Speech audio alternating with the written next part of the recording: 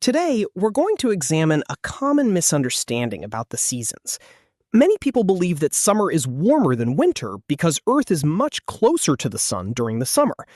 Although this explanation sounds reasonable, it is actually incorrect.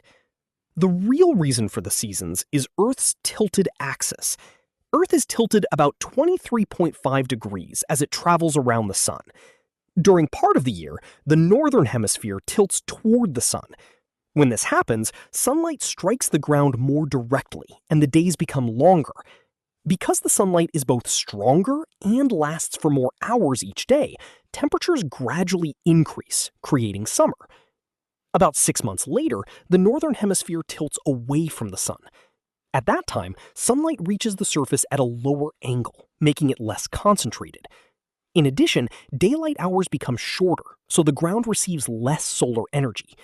As a result, temperatures decrease, producing winter. Interestingly, Earth is actually slightly closer to the sun in early January than in early July.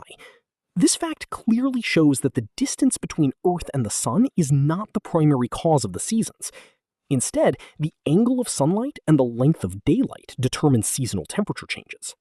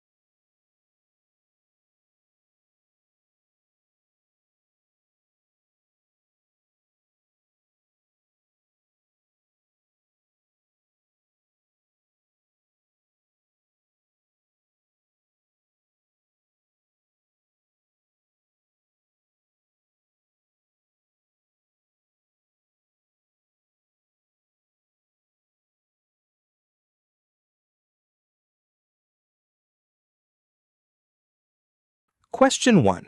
Correct answer, B. Let's begin by identifying the professor's main purpose. Whenever you listen to an academic lecture, your first question should always be, why is the professor giving this lecture? The answer usually appears within the first few sentences. Notice how the lecture begins. Today, we're going to examine a common misunderstanding about the seasons. This opening sentence immediately introduces the lecture's purpose. The professor is not simply presenting information about the seasons.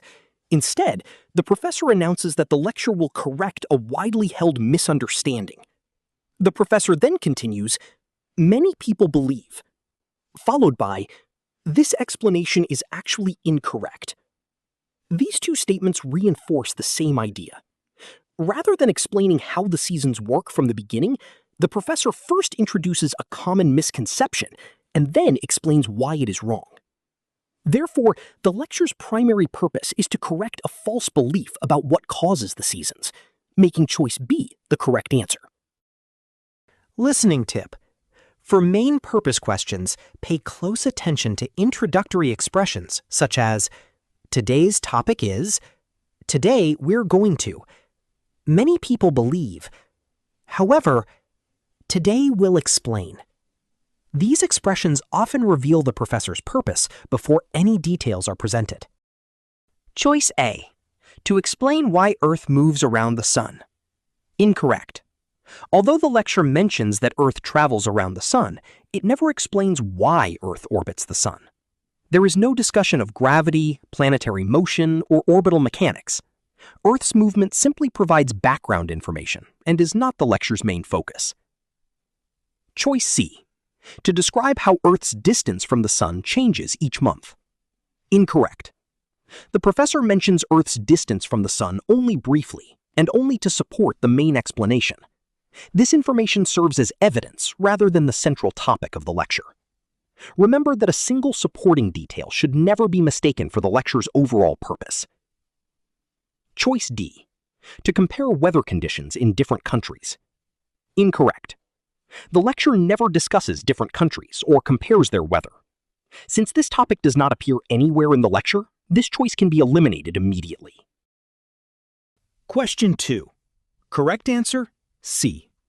This is a detail question, so your goal is to listen for the specific information the professor states. In this lecture, the answer appears almost word for word. First, the professor explains, sunlight strikes the ground more directly. Next, the professor adds, the days become longer. Finally, the professor concludes, temperatures gradually increase. Notice that the professor gives two reasons why temperatures rise during summer. 1, the sunlight reaches Earth's surface more directly. 2, the days are longer, allowing more time for heating. Since choice C includes both of these reasons, it is the correct answer. Choice A. Earth moves closer to the sun. Incorrect. The professor specifically identifies this idea as a common misconception at the beginning of the lecture. Rather than supporting it, the lecture explains why it is incorrect. Choice B. The sun becomes hotter. Incorrect. At no point does the professor suggest that the sun's temperature changes throughout the year. The sun remains essentially the same. The changing angle of sunlight is what affects seasonal temperatures. Choice D. Clouds disappear during the summer. Incorrect. Clouds are never mentioned anywhere in the lecture. Since this information does not appear, this option can be eliminated immediately. Question 3. Correct answer, B. This is a speaker's purpose question. Whenever you encounter this question type, ask yourself, why did the professor mention this information? Near the end of the lecture, the professor states, Earth is actually slightly closer to the sun in early January. Immediately afterward, the professor says, this fact clearly shows. This transition tells us exactly why the information was included. The professor introduces this fact as evidence to disprove the misconception presented at the beginning of the lecture. If Earth's distance from the sun caused the seasons, then the northern hemisphere should experience its warmest weather in January. Since that is not the case, the fact demonstrates that distance from the sun cannot be the primary cause of the seasons. Therefore, the professor mentions this information to provide evidence against the incorrect explanation, making choice B the correct answer. Choice A. To explain why winters are warmer. Incorrect. The professor never claims that winters are warmer. Instead, the lecture focuses on explaining what actually causes the seasons. Choice C. To compare January and July temperatures. Incorrect. The lecture does not compare temperatures between January and July. The months are mentioned only to illustrate Earth's changing distance from the sun. Choice D. To describe Earth's orbit. Incorrect. Although Earth's orbit is mentioned briefly, it is not the professor's purpose. The orbit simply provides supporting evidence for the lecture's main argument. Question 4. Correct answer, B. This is a summary question. Unlike a detail question, a summary question asks you to identify the lecture's central idea rather than remember one specific fact. To answer correctly, think about how the lecture is organized. The lecture develops in the following sequence. Paragraph 1 introduces a common misconception about the seasons. Paragraph 2 explains Earth's axial tilt. Paragraph 3 shows how the tilt changes the angle of sunlight and the length of daylight. Paragraph 4 provides evidence proving that Earth's distance from the sun is not the cause of the seasons. Each section supports one central message. Earth's tilt, not its distance from the sun, is responsible for the changing seasons.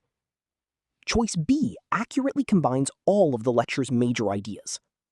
Earth's tilt, the angle of sunlight, the length of daylight, the changing seasons.